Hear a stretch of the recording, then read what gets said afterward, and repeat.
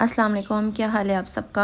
अभी मैं सुबह नाश्ता कर रही हूँ। मैं सिस्टर के घर आई हुई हूँ, उसका ऑपरेशन हुआ था ना, तो इसीलिए मैं आई थी और फिर 2-3 दिन इधर ही थी। और अभी हम लोग ना सुबह नाश्ता कर रहे हैं। मैं थी और साथ में 2 कज़नें थी, तो हमने नाश्ता किया है। और मौसम आज इतनी सर्दी हुई हुई है ना, बारिश हो रही है और मौसम बहुत अच्छा हुआ है, लेकिन सर्दी फिर से आ गई है। और यहाँ पे ना इतने प्यारे फूल लगे हुए हैं। मुझे फूल और पौधे बहुत ज़्यादा अच्छे लगते हैं। ग्रीनरी ना घर में बहुत प्यारी लगती है, लेकिन हमारे घर में तो लग ही नहीं सकते हैं। तो मैं कहीं भी देखती हूँ ना, मेरा दिल करता है मैं उन सारे फूलों को ना साथ ले जाऊँ। और यहाँ पे भी इतने प्यारे लग रहे थे। और बाद में बारिश भी इतनी तेज़ हो रही थी और फिर अम्मी आ गई थी मुझे लेने के लिए, तो मैं घर वापस आ गई थी। और अभी यहाँ पे ना मैं आके बर्तन वॉश कर रही हूँ।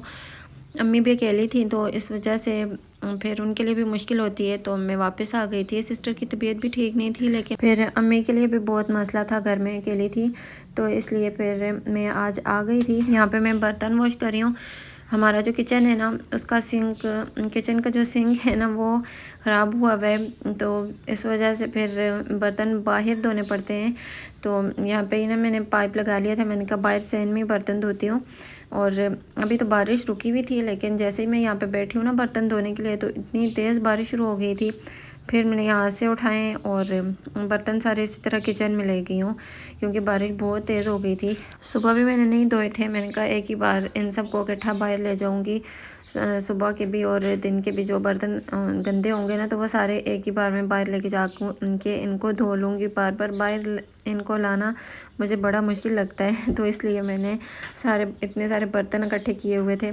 और यहाँ पे मैं मटर निकाल रही हूँ। मैंने इस दफ़ा ना रमज़ान की कोई प्रिपरेशन नहीं की, क्योंकि मैं घर में ही नहीं थी, सिस्टर के पास थी। और मैंने जो सोचा हुआ था वो सामान वगैरह अभी तक मंगवा ही नहीं सकी।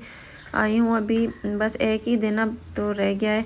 कल इंशाल्लाह हमारा भी रोज़ा होगा, तो कोई तैयारी नहीं कर सकी क्योंकि घर में नहीं थी ना। तो अभी मैंने कहा जो भी है मेरे पास सामान, मैं उसी से जो थोड़ी बहुत तैयारी करनी है वो कर लेती हूँ। रमज़ान के लिए काम तो खैर नहीं रुकते, बाद में भी होते ही रहते हैं। रमज़ान में भी ये सारे काम, खाना पीना चलता ही रहता है, लेकिन पहले अगर हम थोड़ी बहुत प्रिपरेशन कर लेना तो बहुत आसानी होती है, हमें काफ़ी टाइम मिल जाता है इबादत के लिए भी।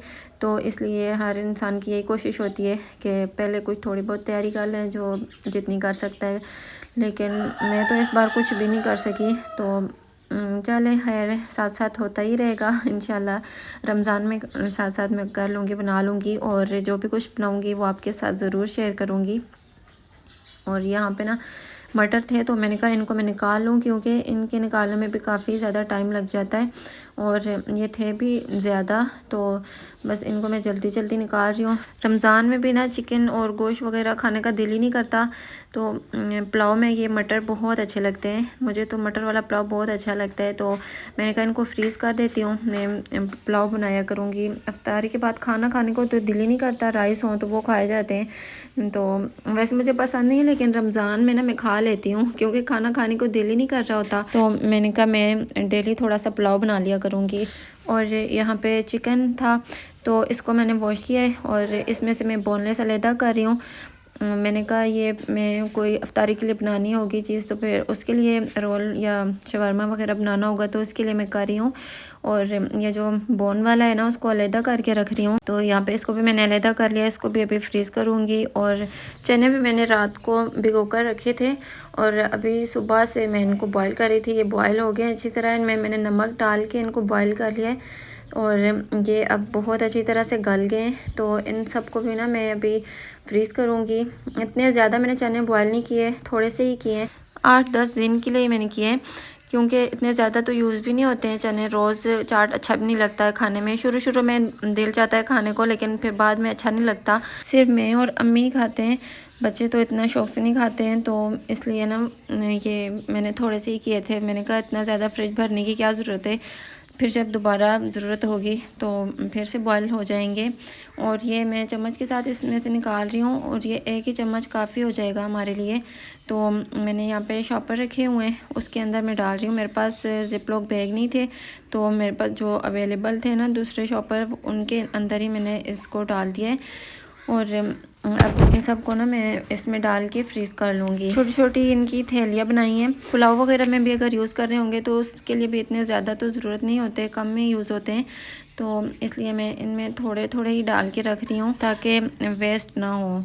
4 से ज़्यादा मुझे पुलाव में चने अच्छे लगते हैं, तो ज़्यादातर तो पुलाव के लिए ही यूज़ होंगे। सूखा धनिया अभी मैं रोस्ट कर रही हूँ। इसको थोड़ा सा रोस्ट कर लूँगी ना तो इसको पीसने में आसानी होगी, तो इसलिए मैंने इसको थोड़ा सा हल्की आंच पे रखा है। 1 मिनट के लिए ही इसको रखूँगी चूल्हे पे, तो ये रोस्ट हो जाएगा और उसके बाद इसका पाउडर बना लूँगी। धनिया पाउडर और ज़ीरा पाउडर तो बहुत ज़्यादा यूज़ होता है, तो इसलिए ये काफ़ी ज़्यादा मिक़दार में ना रमज़ान से पहले ही इसको अगर पीस के रख लें तो आसानी होती है, क्योंकि मसालों को साफ़ करने और उनको पीसने में भी काफ़ी टाइम लग जाता है।